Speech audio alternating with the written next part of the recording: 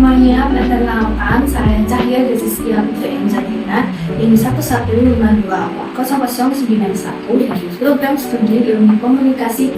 Di sini saya ingin membahas budaya digital dan kehidupan sehari-hari seperti TikTok dan sebagai budaya digital dalam kehidupan sehari-hari kita. Nah, pada mini vlog ini saya akan membahas salah satu fenomena media yang sangat dekat dengan kehidupan mahasiswa. Nah, yaitu seperti penggunaan TikTok dalam kehidupan sehari-hari. Pada saat ini, TikTok bukan hanya aplikasi hiburan saja, tapi TikTok juga telah menjadi media untuk mencari informasi, mengikuti tren, membentuk gaya hidup seseorang yang menggunakan, dan juga mencari informasi tentang pembelajaran. Nah, oleh karena itu, pada fenomena ini itu menarik untuk dianalisis menggunakan perspektif media dan social studies. Nah, di era digital saat ini, hampir semua orang kan banyak yang menggunakan TikTok. Dari banyak orang juga menggunakan TikTok saat bangun tidur, terus ketika sedang istirahat, atau juga itu bisa sebelum tidur.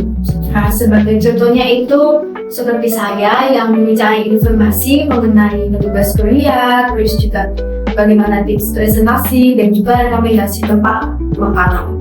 Dan juga tren fashion melalui TikTok.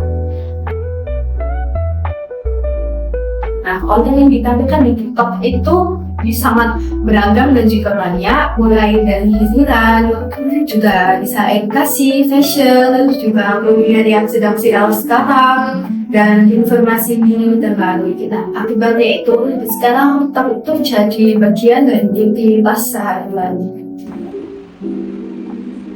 Fenomena ini menunjukkan jika media digital itu sudah masuk dalam kehidupan sosial masyarakat, dan TikTok juga tidak hanya menjadi alat komunikasi, tapi juga menjadi budaya baru yang bisa mempengaruhi cara berpikir dan juga perilaku yang menggunakan TikTok. Analisis pertama menggunakan teori media ekologi dari Marshall M. Luhan. Teori ini menjelaskan kalau media tidak hanya menyampaikan pesan saja, tapi juga bisa mempengaruhi cara seseorang berpikir dan berinteraksi. Nah, sini ada TikTok, banyak orang itu dapat informasinya seperti televisi, radio, surat kabar, dan juga website. Ada juga contohnya seperti saya tadi itu lebih memilih mencari cara membuat proposal, tips presentasi, atau juga mencari materi kuliah di TikTok dibanding membaca artikel yang panjang.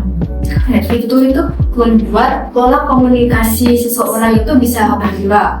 Nah, mahasiswa itu juga lebih terbiasa menerima informasi itu secara cepat dan juga singkat. Nah, dengan itu TikTok itu sudah menciptakan lingkungan media baru yang mempengaruhi kehidupan sehari-hari. Fenomena ini juga bisa dianalisis dari konsep budaya digital. Nah, apa sih budaya digital itu? Nah, budaya digital adalah sebuah kebiasaan atau aktivitas seseorang yang terbentuk karena perkembangan teknologi dan internet. Nah, mahasiswa saat ini hidup tidak hanya di dunia nyata saja, tapi juga di dunia digital. Aktivitas yang seperti membuat konten, mengikuti tren, dan juga mengikuti bahasa viral, dan membagikan aktivitas sehari-hari. Nah, itu semua merupakan bagian dari budaya digital. Ada juga contohnya seperti banyak mahasiswa sekarang itu mengikuti tren di TikTok supaya dianggap mengikuti perkembangan zaman sekarang dan tidak tertinggal dari lingkungan sosialnya. Istilahnya itu seperti FYP, healing, estetik, atau juga course. Nah, sering digunakan dalam kehidupan sehari-hari karena pengaruh dari media sosial. TikTok juga membentuk representasi dan identitas penggunanya.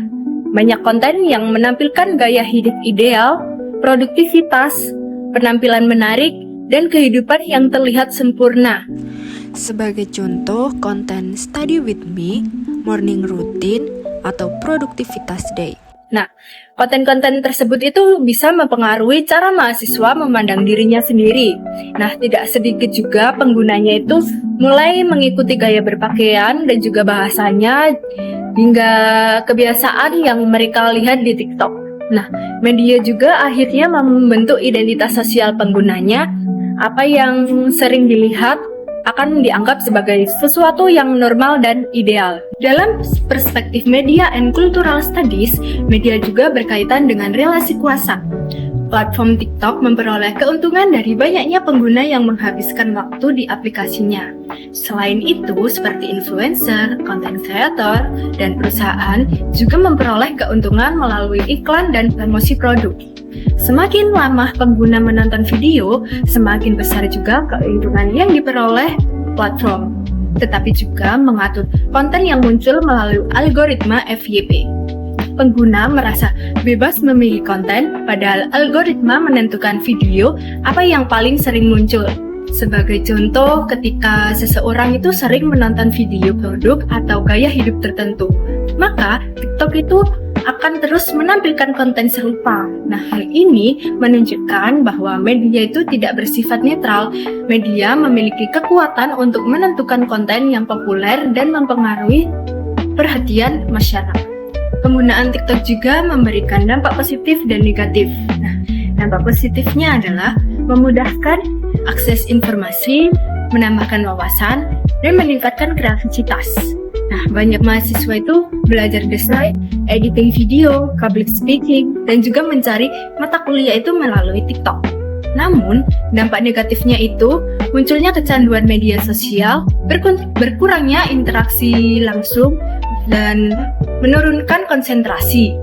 Juga munculnya rasa takut tertinggal atau FOMO. Nah, sebagai penutupnya, TikTok sudah jadi bagian dari budaya digital dalam kehidupan mahasiswa. TikTok tidak hanya menjadi media hiburan, tapi juga jadi ruang budaya yang membentuk identitas, gaya hidup, dan juga cara berpikir seseorang.